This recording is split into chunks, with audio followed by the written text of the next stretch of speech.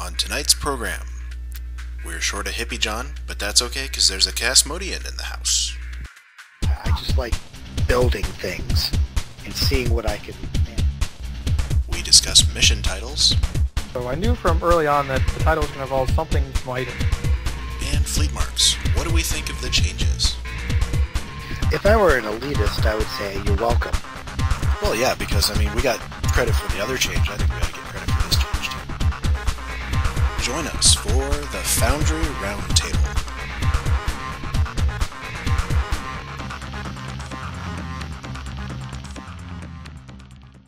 Hello and welcome to Episode 3 of the Foundry Roundtable, the podcast exclusively covering the Foundry for Star Trek Online.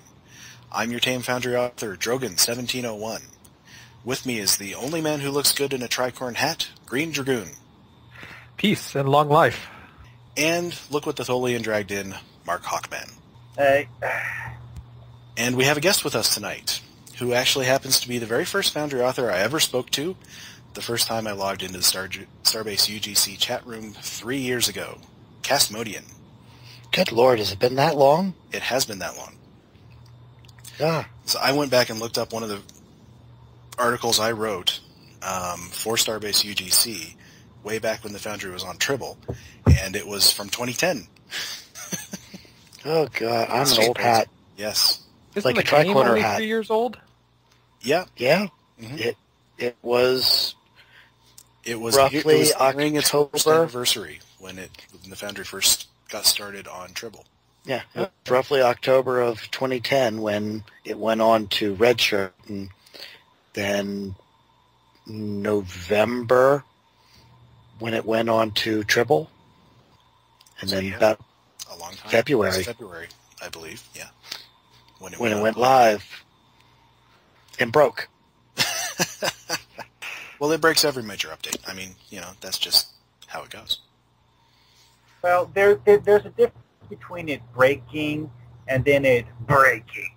I remember the Season 4 outage. That was insane. The Yeah. first rule of Season 4, don't talk about Season 4. Well, we start tonight by, I kind of would like to acknowledge the new slew of fleet marks that have been added. Obviously, that patch is on Tribble as we're recording this Wednesday night. Knowing Cryptic, it will probably be on holodeck by the time anybody is listening to this on Thursday. So, I don't know. The changes look good to me, but I don't really care that much about fleet marks. So, I don't know. What do you guys think? My primary source of fleet marks is DOF assignments, so it doesn't have much an effect on me. If I were an elitist, I would say you're welcome. Well, yeah, because, we got credit for the other change. I think we ought to get credit for this change, too. So, yeah, you're welcome. All right. So, we go into our first segment, which is, what are you working on? I think we'll start with our guest. Cast, what have you been working on? Well, so far I've spent most of my time lately revising old missions and constantly trying to improve them. I've got 2 missions published right now. One that's obviously gotten spotlighted, which I can't touch. The other one that I have that's published, I've been constantly going back and trying to recreate interiors because I'm never happy with what's there. And I've spent a lot of time working on a Starbase interior that's driving me nuts. What about plus- driving you nuts? Just that I probably made it too big. I know the feeling. A little too ambitious. Probably. It didn't look as big when you start on one quadrant at a time, but when you look at it all together, you realize just how big it is and how I'm now going to have to find some way to populate it with things to do. And, yeah. That's the tough part. It's kind of like the ship from Spaceballs, where they said that if they were to walk from the hangar bay to the bridge, the movie would be over before they get there. Yeah, pretty much. I have built a one-ring circus area. There is a mall. No petting zoo, though. I leave Commodore Bob to have the petting zoo. This sounds like it'd be a perfect candidate if they would allow us to be a social map. I know. I would love that. The only problem is I also expect the pathing to be absolutely horrible because it is a completely custom map. So, Well, yeah, but I mean, if you were allowed to have like all kinds of players beamed down with no boss and interact with each other and just hang out, like Starfleet Academy or something. yeah, that would work. I'm still not happy with all the materials I've used, so I'm constantly trying to find new little tweaks and what if I turn this object at this angle and all that kind of stuff. Like, my new hobby is taking buildings, kind of like what Kirkfat had shown in one of his tutorials, and use buildings as additions to floors to add some different texture to the floors. Huh. Well, I've been actually working on something very similar to that, but mine is being done as a true interior map and not as the pseudo interior map that fills times in the sky of an exterior map. And I don't think you can use buildings in those. No, you can't. You're working in the black space of Argalius, right? Yeah. Which Yeah, is huge. I actually did some math recently while I was looking at it, and I realized that the Argalius interior, you actually have an in-game distance of 2 kilometers by 2 kilometers to build stuff. Oh, I'm also building a map in there, and it's got about a 500-meter vertical space to it. Well, it sounds like that's the one to use if you're gonna use it's an interior map. There's just tons and tons of black space in there, which is awesome. Yeah. Well, good to move on. Let's see, Mark. You told us a little bit about what you're working on. Is that for your contest entry? Yeah. I also decided that since I don't have any actual Tholian consoles, I'm going to have to improvise using things made out of crystal props, which, well, it's come out kind of like a Fortress of Solitude from Superman 2. It's basically a bug. It doesn't really have a strong resemblance to it, but, you know. We make do with what we got. Yeah. Do you think it's some of the crystal whatever props look like these big white columns, and if you arrange them neatly in a row, it makes something that looks a lot like the walls in the Fortress of Solitude. Unfortunately, getting a matching floor has proven challenging. But you know, we're a bit limited when it comes to floors. Yeah. All right, Greendragoon, what have you been working on? Well, I had a 3-day weekend this last weekend, which means that I actually got a lot of time into the Foundry. So I started working on what will eventually be the big puzzle for my next mission. It involves a little, you have to kind of coordinate between several away teams. So you have to call in on your communicator and try and get them to do things that'll help you along. That sounds complicated. It is. Yeah, I've been kind of working on something that's probably similarly complicated. To have you follow a patrol through a dangerous area. The idea being is that you have launched one of your, like your ship is damaged, and you've launched one of your shuttles so you can follow it because it has good sensors and yours aren't working. So you have to follow it through this dangerous area. If you stray, you get attacked. But of course, you know, I have to make sure that the patrolling ship, which is a little shuttle, will not aggro any enemies. Because of course it'll die if it does. I don't know. I'm still working on it, and I'm still because this is for my spotlight, and I confess I have not done very well. Do space NPCs actually get attacked? Well, it's not an NPC. It has to be an NPC group to actually be able to do a patrol. Contacts can't do patrols, so you can't have an immortal patrol. Which is quite unfortunate. So I made it a battleship, actually, and reskinned it as a shuttle. So hopefully if it does aggro anything, it will win. With the player's help, of course. I want one of those shuttles. Uber shuttle. But I have not gotten really very much good progress done on my contest mission. So, of course, the deadline's coming up, so I'm going to have to really blitzkrieg it this weekend. I look forward to seeing what you guys come up with. I think I've got some cool stuff. I don't know if it's really as Tholian-based as it should, but I don't know. We'll see. I don't really expect to win. I just want to... I've never entered one of these contests before. I think it's going to be fun. Keep thinking about doing, but I'm always concerned that I'm never going to get it done in time. I'll see. If I have deadlines, that's the only way I get anything done. But I inevitably wait till the last minute before that deadline. All right, moving on to what have we played this week? Greendragoon, let's start with you. Well, this week, something else I did was started my first KDF character. I mean, my first serious one. And in honor of that, I decided to play my first KDF Foundry mission. And it so happens that the mission I played, 12th Honor Guard Episode 1 by Kuckles, is actually his first mission. And I am happy to say it is actually fairly interesting. It's pretty clear that he's easing himself into the Foundry, but that said, he actually seems to have a very firm grasp of the basics of the Foundry. There were a lot of interesting points. It was a 4-map mission. There's an overarching plot that I only kind of got a bit of a hint at in the first episode, but it basically kind of starts out that you're called over to the 12th Honor Guard's temple. And it's actually a really good reuse of the old KDF Klingon High Council chambers. And so you go in and there's like all these grunts around doing exercises and whatnot. And in fact, if you go and talk to you, they often have like funny little sayings or things that they're doing. But you would get recruited by Drex, Martok's son. Yeah, son of Martok. Yes. The one that Worf beat the crap out of. Yes. So he has apparently decided that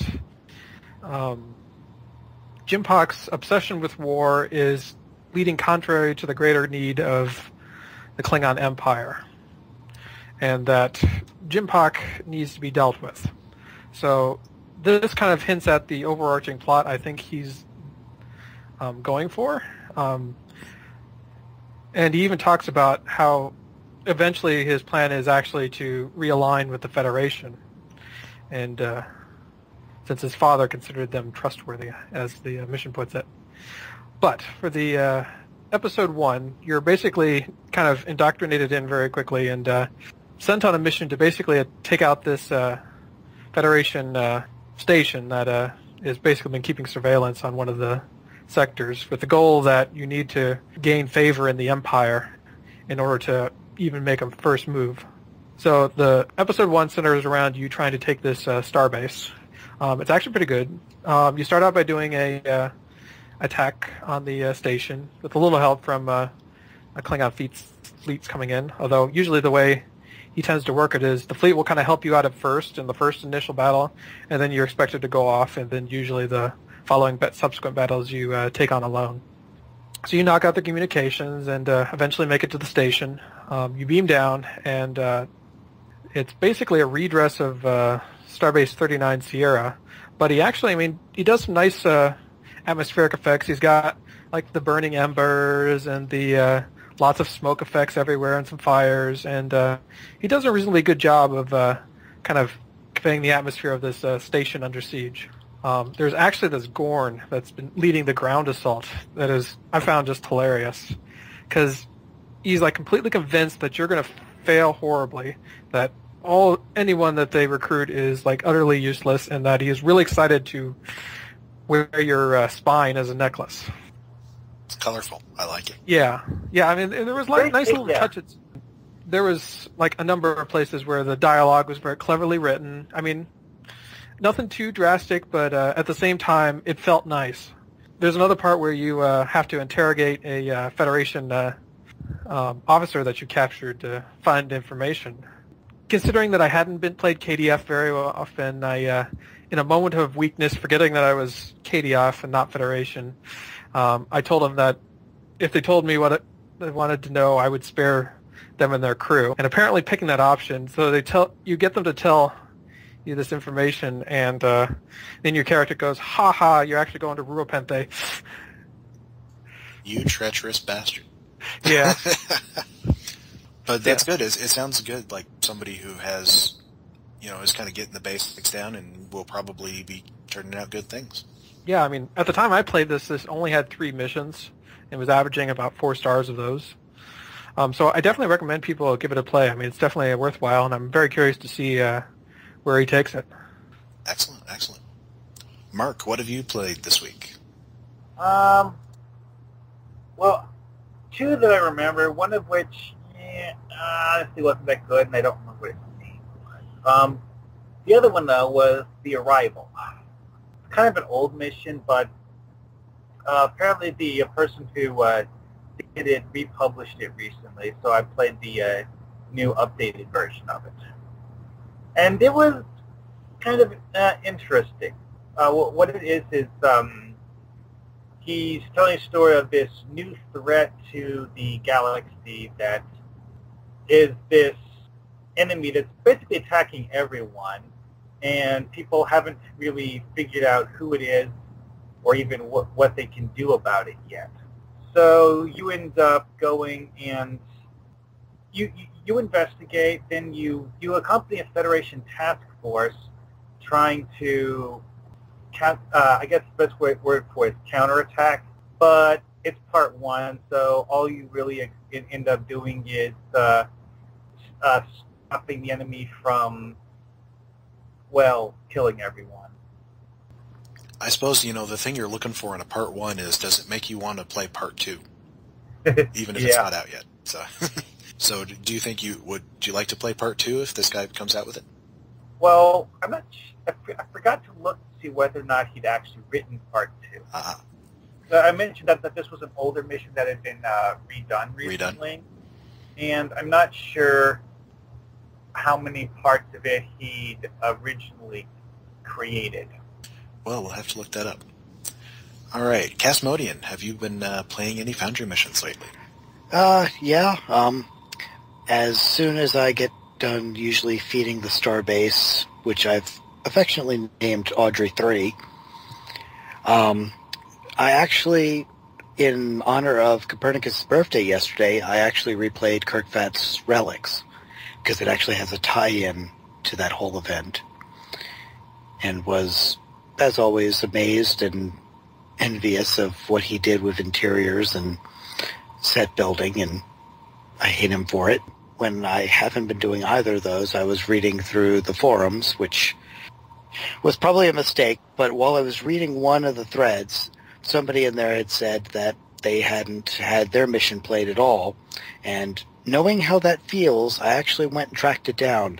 It's a mission called Pieces of Hate, and I'll call it a diamond in the rough. He is a first-time author, and it shows in some of the development, but there probably is going to be something spectacular there once he goes through and cleans up all the little things. Basically, you are sent forth to investigate why a Federation cold station has gone offline, and hijinks ensue. Excellent, excellent. Well, I also kind of played some from first-time authors this week. The first one was called By Any Means by SupremeLegate. This is one I found, I wanted to do some KDF missions this time instead, and so I went digging through the under 5 reviews for KDF and found this one, which I think I was the first person to ever play it. It's just a 3-map mission. You are sent to investigate why... It's actually quite similar to the one that you played, Cass. You investigate why a station is sort of no longer in contact with the Klingon High Command. And you go to the station, and you get attacked by Species 8472, who have been attacking the station, and you get to find out why. It's pretty simple. He didn't do too much with the one ground map. It was just one of the Klingon ground maps. He did some good work with the space map, which he duplicated at the end. But the thing that I really, really loved about this mission was how, at the very end, the Gorn general that's been giving you your orders throughout the whole thing sort of acts suspiciously, and it made me want to know more. It's like, wait a minute, what's going on with this guy? I don't trust him. And for a moment, it was all in his writing. And for a moment, I was thinking of this character as a real person and not just pixels on a screen. I was wondering about his motivations, he did it very subtly. All he did was put a pause in the dialogue. I'm like, wait a minute, why is he pausing? Why is he thinking about this before giving me this order? And so I really hope that we get some more from SupremeLegate. I think this is one of those that could turn into a series. I don't know if it was meant to be that, but the other one I played was one that was just requested in the Starbase UGC chat room last night when somebody heard that, yeah, we take requests. So I quick fired it up. It's almost the same sort of format. It's called A Minor Skirmish by HeraSeven, and it was another 3-map mission, space, ground, space, which is sort of a format that a lot of new authors take. It's meant to be, it's part 1, so it's meant to be part of a series. And, it was another one that was very good. Had a lot of touches of good humor, NPCs that were amusingly named. At one point you rescue Robinson Crusoe. And I enjoyed it a lot. All right, so moving on. Now comes the time when we talk about our discussion topics. These will range from, the little nitty-gritty stuff about making missions all the way up to big debates about the direction of the Foundry. So, Greendragoon, why don't you start us off? Well, one topic I was kind of thinking of, I don't want to give away too much, but Primetime UGC just recently did their interview with 2 of the Foundry developers from Neverwinter. And one of the things they mentioned was that, as it stands, the Foundry team is on Neverwinter is not planning to move any personnel over to Stowe. And that got me to thinking on what can we reasonably expect for the future of the Foundry? I mean, what do we think can happen, and what do we think is our unreasonable expectation? Yeah, reasonable expectation is probably the key word. Yeah, I mean, we all have our dream things of what we'd love to see, but will that happen? That's the question. And I mean, we also, as human beings, tend to take whatever news comes in and then kind of throw our own interpretive spin on it. I mean, without even realizing it. So I was hoping that we can kind of get past that and kind of look at, okay, we'll sit down logically. This is how we see things go moving forward. Well, if we look at it that, of no new personnel coming over from Neverwinter, will we still get what we've been told several times that we were getting is, the improvements, will they trickle down back over to Stowe? And I think probably they will. I think not immediately, for sure. Especially since we have especially no release date for Neverwinter at this time. Am I correct? I can't imagine it's too much further out, considering they're about to start their second of 3 beta weekends. So maybe summer, something like that? Maybe. So I suspect that they're going to want to see how it functions and see all of the changes in the live environment before they even think of moving any of the code back over to Stowe. Yeah, and they even said that the plan for the Foundry team is to continue developing the Foundry in Neverwinter. That doesn't just stop with launch.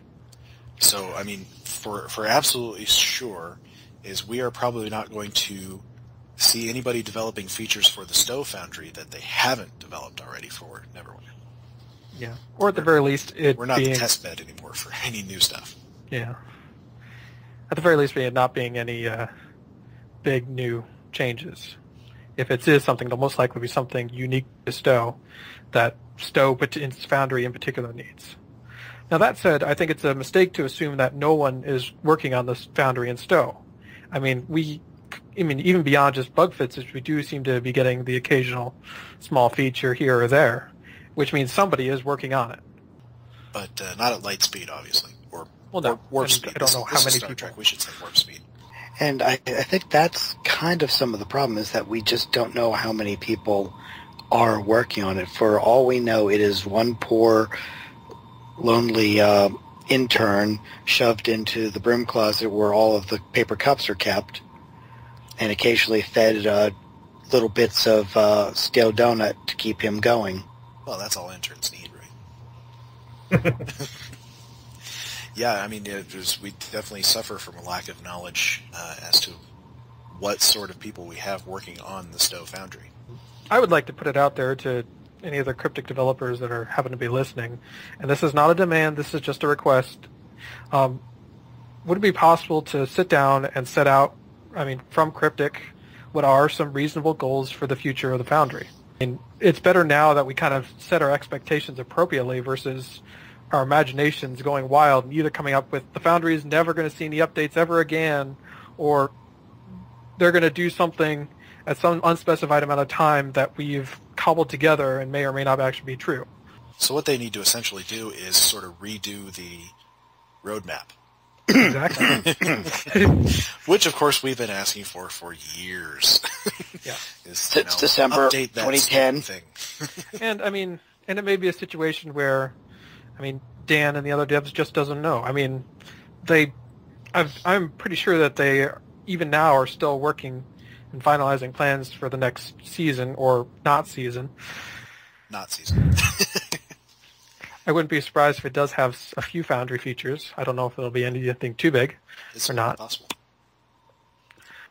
But of course, we're, as we always harp on, all of the things that are in the game now that we don't have access to. So yeah, and that's just a lot of work. I think a lot of us would probably say, we don't, if you're not going to add any new features for the future, that's fine, as long as you at least have somebody working on getting us a few of these things that we've wanted forever and never got, that are reasonable.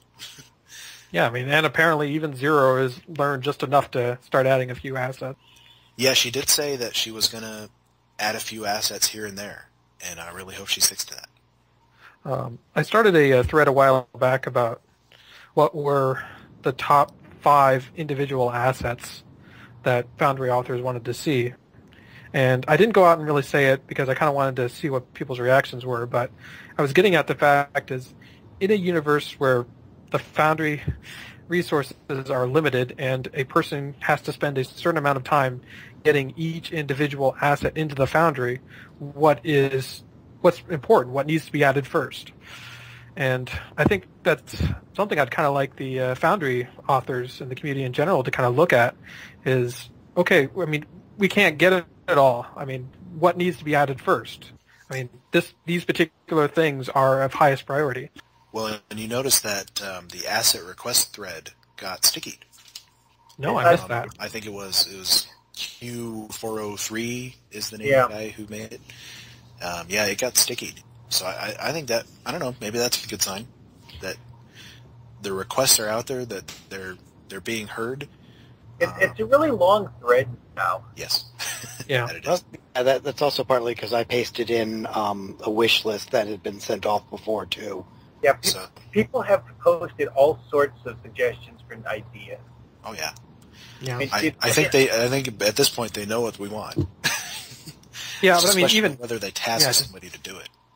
And just wading through, all of that. And, even just reading through some of it, a lot of it are things that don't exist in game anywhere as it is. True. It's one thing to expect them to add something. Somebody wanted, World War II fighters or something. Yeah. They're canon. I know, they were in Enterprise. Yeah. They've actually been seen in several episodes of the TV series, but, But they're not in game. Yeah.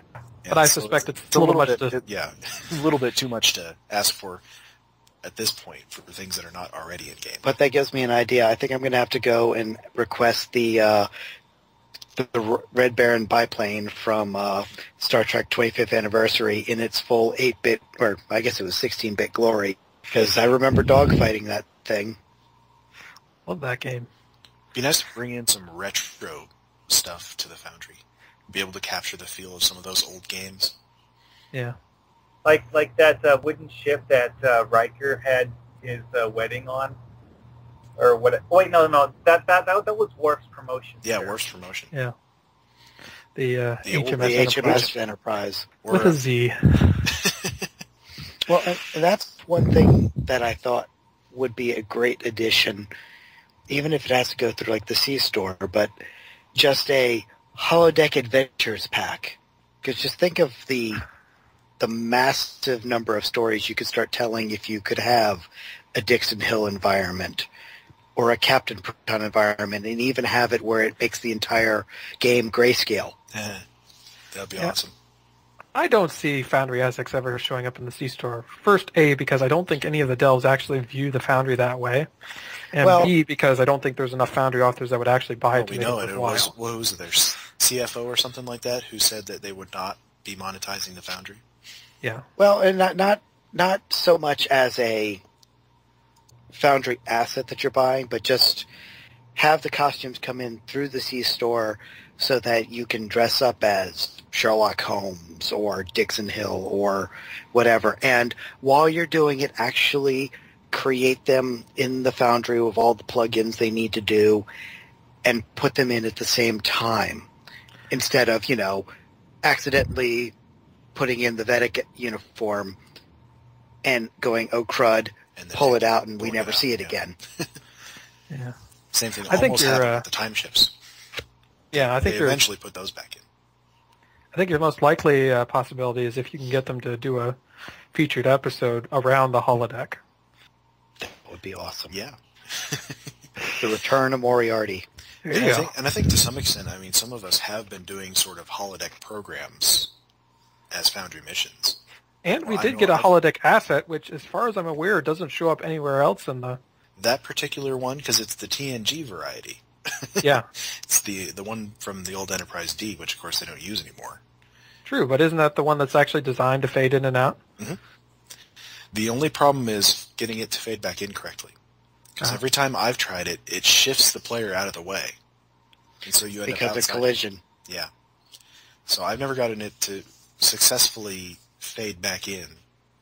So in No, my, that's my just one of holodeck- those instances where you just admit shift happens. All right. Castmodean, what would you like to talk about? Well, we've been talking about most of what I had thought of. Yeah, unfortunately, I really don't have a particular topic that wouldn't involve rage inducement or what's going on in the Foundry forums right now. Well, it does seem to have calmed down in the Foundry section of the forums.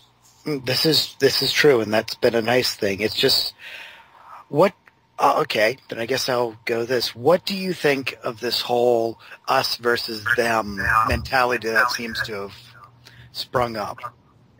It exists only in the heads of a few. Yeah, I pretty think, much. yeah, I think they kind of, the thing I see is people forgetting that, this supposed cabal of Foundry authors is just players exactly like them. How many of us were, not me personally, but how many of this group of authors that speaks on the forum also used those IORs to fund their fleet? I will come out and admit it right now that when the console clickies existed, the Starbase was fed very well based on those. Yeah. I'm sure it was. Well, mine was fed better, but back then I wasn't able to grind the duty officer stuff enough to be able to contribute as many from that. And I actually can file a commendation report almost every day now. So Yeah, Yeah, it's pretty easy. And that's what I've actually found is that even with my characters that I'd used solely to get Romulan ales, feed that bartender, I now have one or two skills at level 4 that pretty much I can get 130 fleet marks off them every couple days.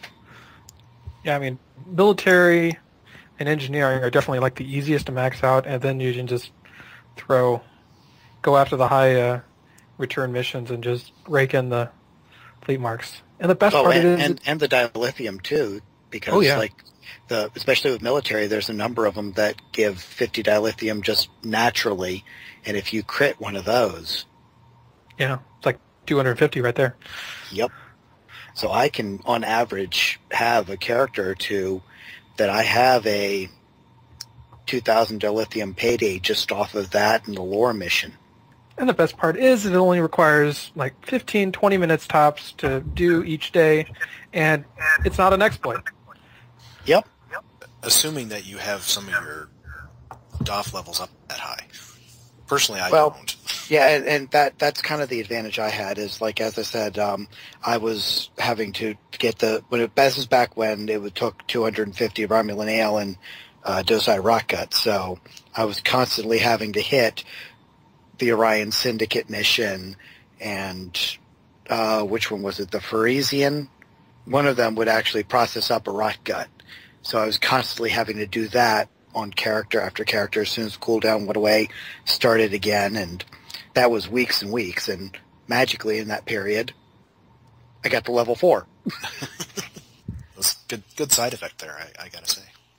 Yeah, and then it's just a matter of, oh, I've got CXP. Turn in fleet marks. Because, of course, you could always do that. They added that later, wasn't it? After Season 6? I guess it was about the middle of Season 6 they added the commendation turn in. Which I thought was like the best idea they ever had, because it gave this huge reason to keep doing DOF missions even after the cap. I thought it was a great reason. Of course, I'm still not up to that point, but I don't worry about it so much. Well, the funny thing is the more you do it and the higher ranks you get, the better DOFs you get, and the easier the missions go. This is true. All right, well, I got a good one for you guys. When we've covered some big philosophical issues, let's go down to small issues.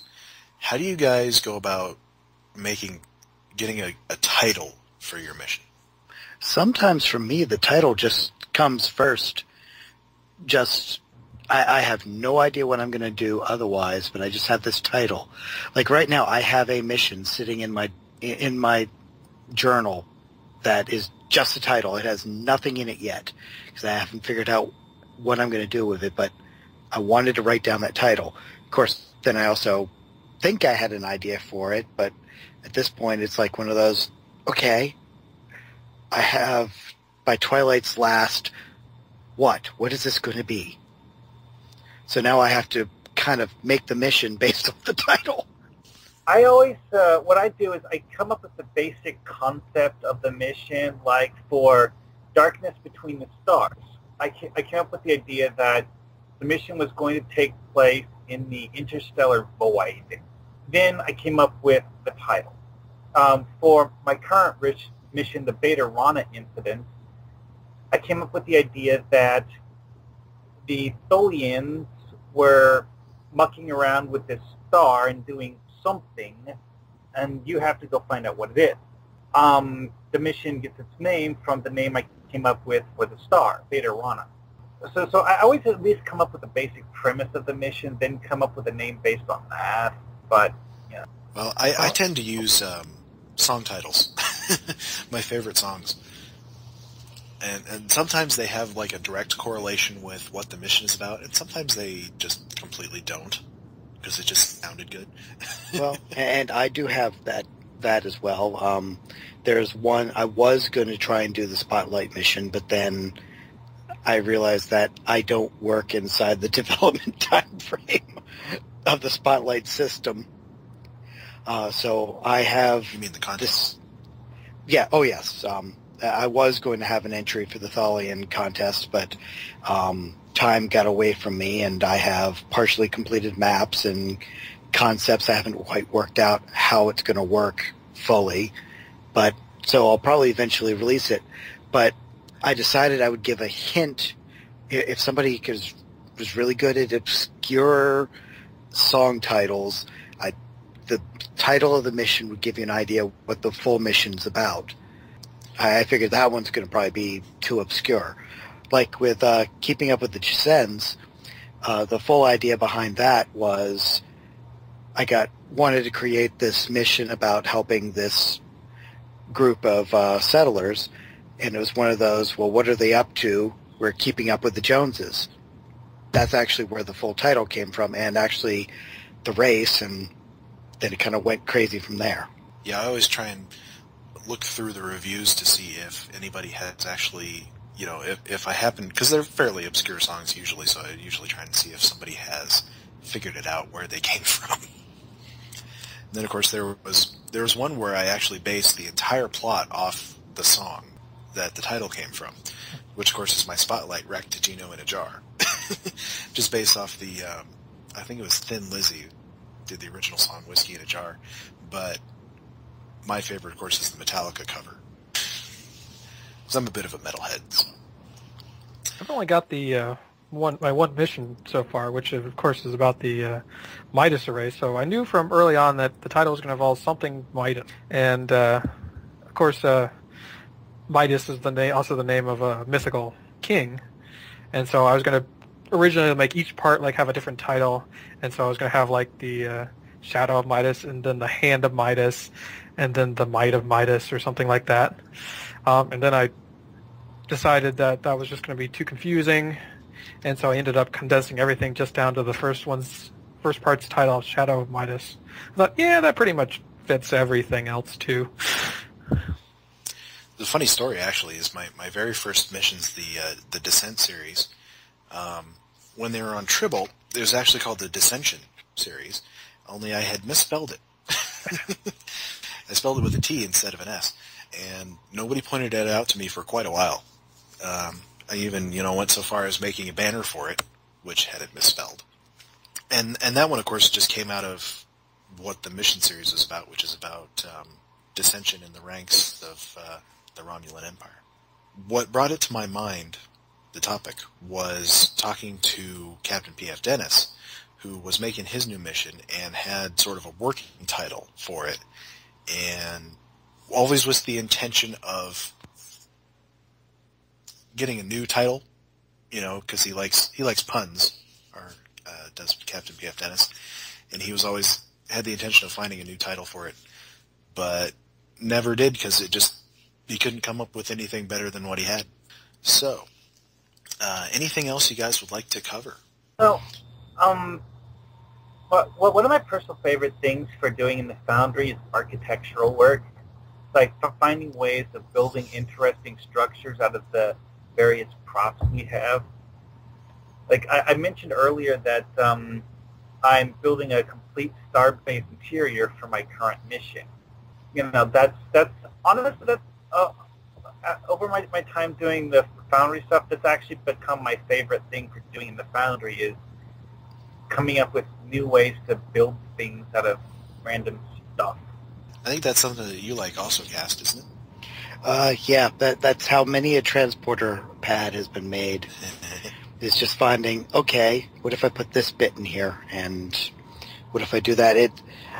I think that myself also, that's one of the most fun aspects that I've run into, is just building the maps. I consider myself crap at writing a story. I am most certainly not an Ally Mac. I am not any of the people who are good at laying down and storyboarding a story. But I just like building things and seeing what I can manage. If I could find a way to just create a mission that's a showcase of architecture, I would be happy.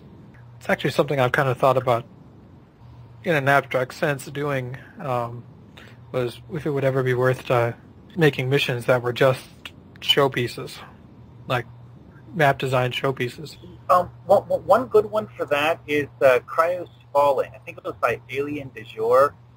Because as part of, on one of the maps, he went and actually built this entire city that part of the mission takes place in. And that was one of those things that when I first saw it, it just kind of blew me away, because I didn't even know that you could make things on that scale in Foundry. Well, I've known people to make sort of RP maps for themselves or their fleet. A fleet that I used to be in, this awesome author made a bar for us to hang out in. It had all kinds of multiple levels, and and that was the entire thing. There was no plot to it. There was no mission. It was just a place for 5 of us to hang out.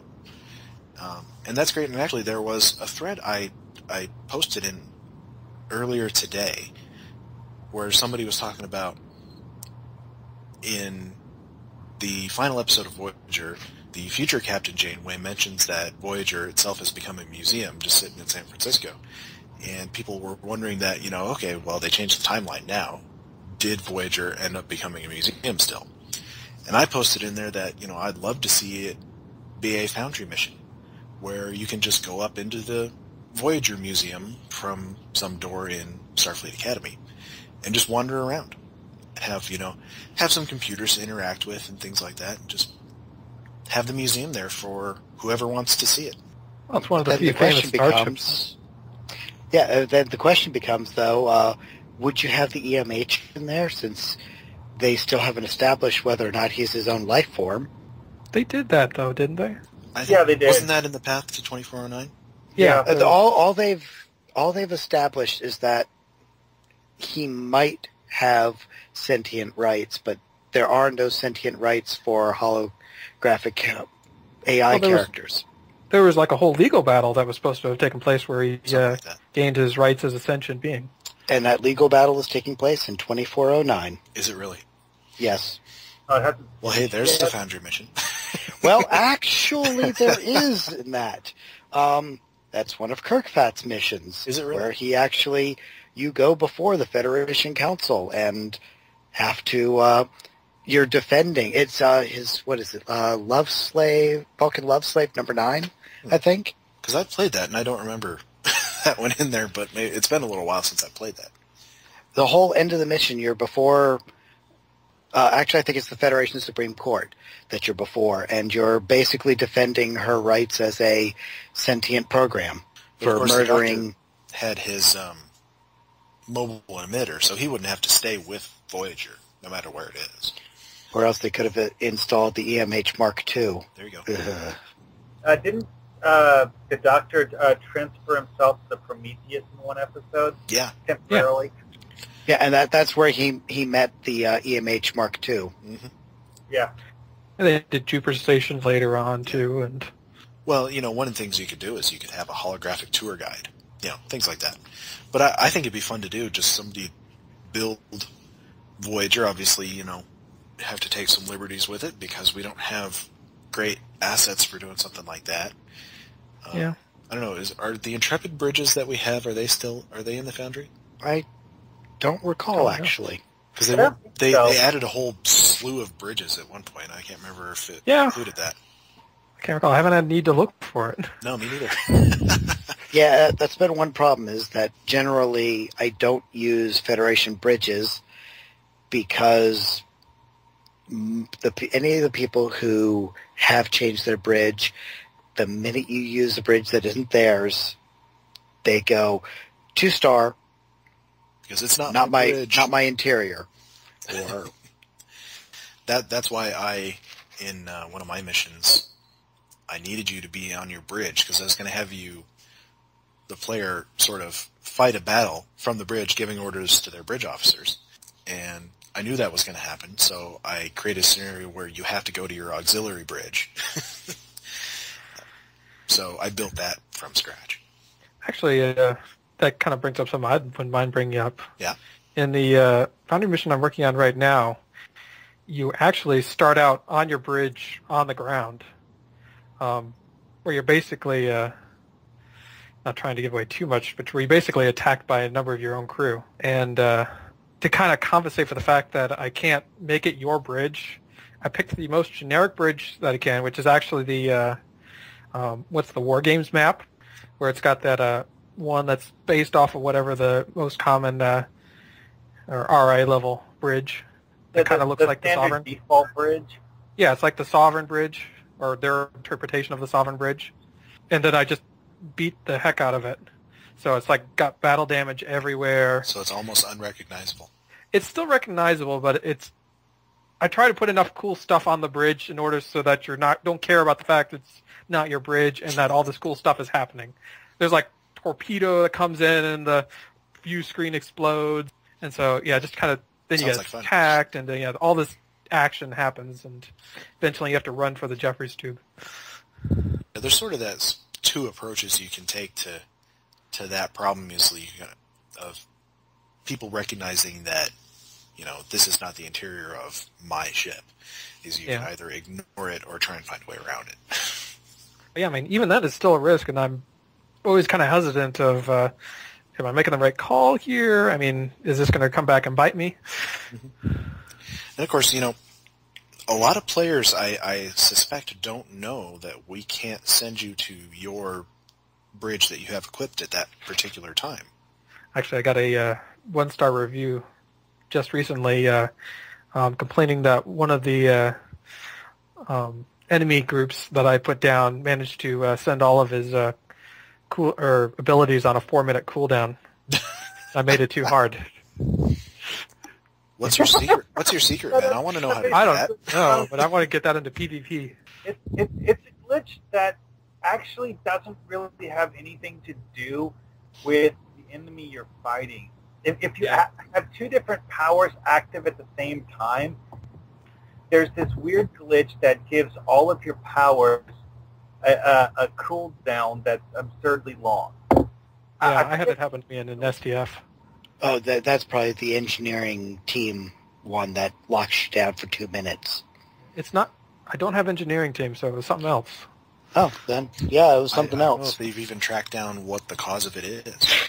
I know the devs working on it, and I imagine they're trying to get that one fixed quickly. That would be my top priority if I were the bug-fixing guys at Cryptic.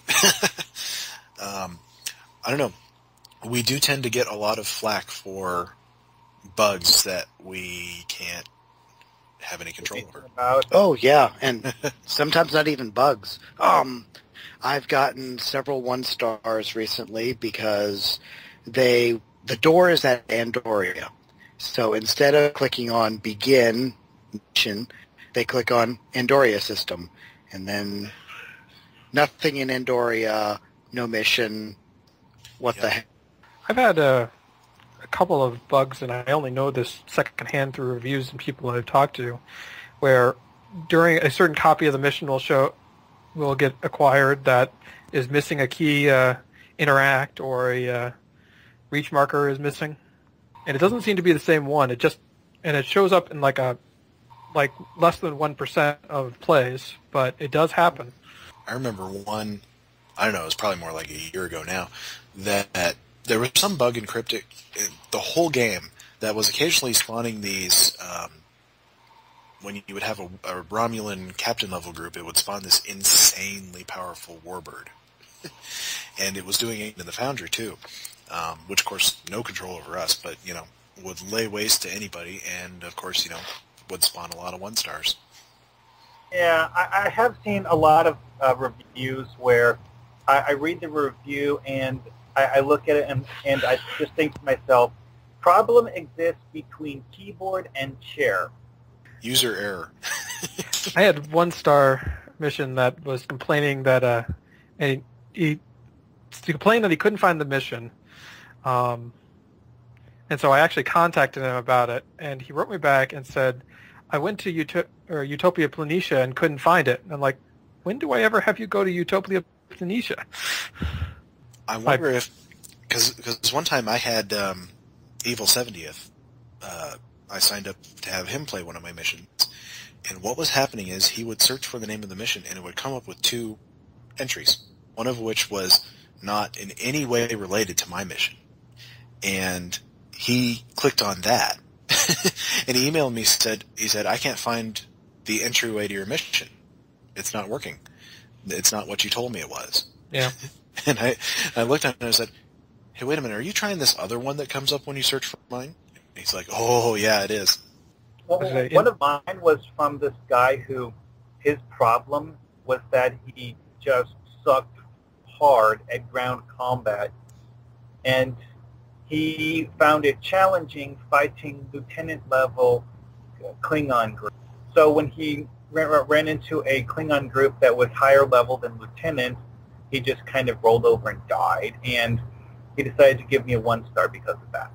It's tough because, I mean, you can't judge player skill when you're designing a mission because you never know what the skill level of the player is going to be. play to play, you know. And I don't know. I find Stowe a little bit inconsistent when it comes to difficulty, because I mean, if you can play through a mission twice and have a different combat experience both times, just depending on what kind of crits you get, depending on, you know, what kind of mobs spawn, things like that. So it's very difficult, and there's no right way to do it. And just, I find mostly all you can do is kind of target towards the average. True. Just to answer a previous question, I checked, and no, the Intrepid Bridge is not in the Foundry. Oh, that's a shame. Well, hear that, Cryptic? We want the Intrepid map in the Foundry so we can build a Voyager museum. There we go. Also, all the ship interiors. No, shh. My priority first. Well, guys, looks like we are running up against our time limit, so we will sign off. Good night, everybody. Good night. Good night. Right.